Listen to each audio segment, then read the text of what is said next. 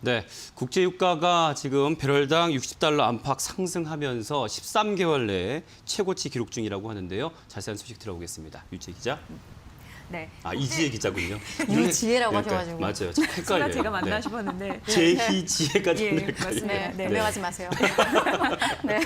국제 유가가 연초부터 좀 상승 랠리를 시원하게 좀 보이고 있습니다. 그래서 13개월 만에 최고치를 경신한 흐름이었는데 대표적으로 우리가 보는 게 WTI와 그리고 브렌트유잖아요. 네. 모두 지난해 1월 이후 최고가의 흐름을 썼습니다. 이렇게 되면 코로나 이전 수준을 모두 회복했다라고 해도 사실이고요. 코로나19가 확산되면서 사실 지난해 4월 배럴당 30달러 선까지 원유 가격이 떨어졌었는데 작년 연말이었습니다. 아무래도 백신이 보급되면서 이게 턴 어라운드에 대한 기대감 이런 부분 때문에 올랐고 그동안 이제 코로나 때문에 수요가 억압이 됐었는데 이제 경기가 회복이 되면서 수요가 폭발적으로 살아날 가능성이 있다라는 기대감도 한 차례 국제유가 상승에 동력이 되어줬습니다. 또 기본적으로 오펙 플러스라고 해서 오펙 13개국과 러시아 14개국이잖아요. 네. 이쪽에서 감산을 결정을 했거든요. 그렇기 때문에 유가 하방 지지선이 좀 단단한 흐름들을 가지고 가고 있습니다. 이런 와중에 최근 미국 한파가 정말 대단하잖아요. 네. 뭐 최저 기온 20도, 마이너스 30도라고 하는데 중요한 거는 여러 가지 지역을 당타했는데 그중에서 텍사스가 있다는 그렇죠. 겁니다. 근데 네. 텍사스가 여러분도 아시다시피 미국 최대의 셰일가스 생산 그 기지잖아요. 네. 그렇기 때문에 이쪽에서 발전하는 그런 부분이 전력이 뭐 끊기고 이런 부분이 나타나고 있습니다. 전력 수급에 대해서도 비상이 걸리고 있기 때문에 원유 수급에 차질이 생기는 거 아니냐, 뭐 원유 생산에 차질이 생기는 게 아니냐 이런 우려감이 있는 상황이고요. 추운 날씨 때문에 전기 수요도 급증하기 때문에 지속적으로 국제 유가가 상승하는 흐름을 나왔습니다. 네. 예.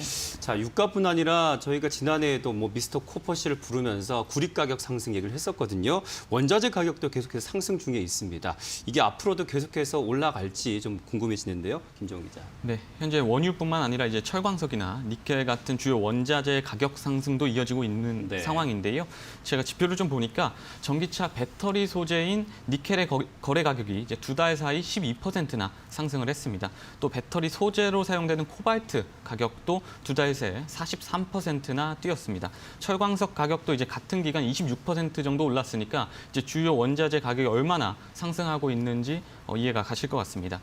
시장에서는 좀 이번 원자재 가격 상승이 좀 코로나 사태로부터 회복하고 있는 과정이 아니냐 이렇게 좀 풀이하고 있는데요. 지난해 자동차나 가전 뭐 이런 글로벌 공장들이 코로나 확산에 따라서 이제 셧다운하면서 생산이 차질을 빚었었거든요. 이에 따라서 이제 원자재 공급과 수요가 모두 위축되면서 가격도 전반적으로 좀 하락하는 추세였습니다. 이런 상황에서 이제 최근 들어서 선진국을 중심으로 안정적인 이제 영업 상태가 이어지고 또 수요도 회복되다 보니까 원자재 가격도 상승세로 돌아선 것 아니냐는 분석이 나옵니다. 또 백신 보급에 대한 이제 기대감이 있기 때문에 원자재 가격이 기존 시장 예상보다 더 빠른 속도로 오르고 있다는 평가도 나오는데요. 이런 점을 좀 종합해 볼 때 적어도 올 상반기까지는 원자재 가격의 상승세가 이어질 것이라는 전망이 나옵니다. 네, 유가 상승이 이제 금리 상승으로 이어질 수 있다라는 우려 또한 지금 상존하고 있습니다. 유재희 기자, 자 이런 점에서 증시 영향은 어떻습니까? 네, 사실 이런 국제 유가가 오르면은요, 이게 물가 상승 압력, 인플레이션 압력을 높일 수밖에 없습니다. 그렇게 되면 금리가 좀 자연스럽게 오르게 되는데 네. 왜냐하면 지금 통화 완화 정책이 그러니까 종결될 수 있다라는 네. 우려가 좀 생길 수가 있는데 실제 최근 금리도 오르고 있는 모습이 나타나고 있습니다. 네. 경기 회복 기대감이 나타나고 있고요. 또 여기에다가 최근 각국이 경기 부양을 위해서 국채를 엄청나게 찍어내고 있잖아요. 네. 국채가 많이 발행하면 채권의 공급이 늘어나면 그만큼 이자를 더 줘야 하니까 뭐 그런 영향도 있으면서 금리가 오릅니다. 네. 그러니까 물가 상승에 금리 상승으로 이어지고 금리 상승이 된다는 것은 시장 유동성이 축소된다는 의미인데 네. 근데 지금 우리 증시가 뭐라고 그랬어요? 계속 유동성 랠리라고 이야기를 했잖아요. 워낙에 돈이 많으니까 네. 랠리를 펴지 웃지 마시고요. 순간 저한테 네. 반말하시는 줄 알았어요. 뭐라고 그랬어요?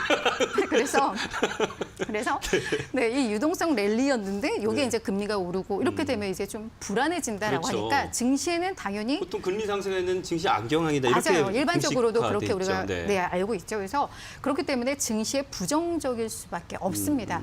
근데 전문가들은 지나친 우려는 좀 경계하자라는 이야기를 좀 하고 있는데요. 그 근거들을 좀 살펴보니까 일단 미국 연준에서 네. 우리는 어느 정도 경기가 좋아질 때까지는 계속해서 완화적인 통화 정책을 유지할 것이야라고 이미 발언을 했고요. 그리고 이런 원자재 가격 상승은 이 경기 회복 초입 국면에는 당연히 이루어지는 네. 뭐 상식적인 수준이다라는 점. 그리고 또 한 가지는 이렇게 경기 회복 기대감, 기대 물가 상승이 있는 상황에서 완만한 금리 상승은 이것도 그냥 일반적이다. 네. 그렇기 때문에 증시에 아주 뭐 치명적이지는 않을 것이다. 이게 이제 전문가들의 평가입니다. 네. 또 여기까지 이제 시장에 대한 이야기고요. 네. 뭐 업종이나 종목으로 간다면 유가 상승, 원자재 상승과 관련된 가장 밀접한 업종이 정유와 석유 화학이겠죠. 네. 근데 정유 같은 경우에는 원유를 사서 그것을 정제를 해서 이제 저희가 쓸 수 있는 뭐 원유를 이제 판매를 하는 건데 여기서 이게 정제라는 게 정제 마진이 발생을 할 텐데 최근에 실제로 정제 마진이 개선이 되고 있다고 합니다. 거기에다가 지금 당장 수입해서 이것을 정제하는 게 아니라 옛날에 사놓고 재고가 쌓였고 그걸 가지고 또 하는 거잖아요. 네네. 그래서 이 재고 평가 이익도 발생을 할 수 있어요. 그러니까 정유사들에게는 호재가 될 수 있고 석유화학도 원가 부담은 있겠지만 네.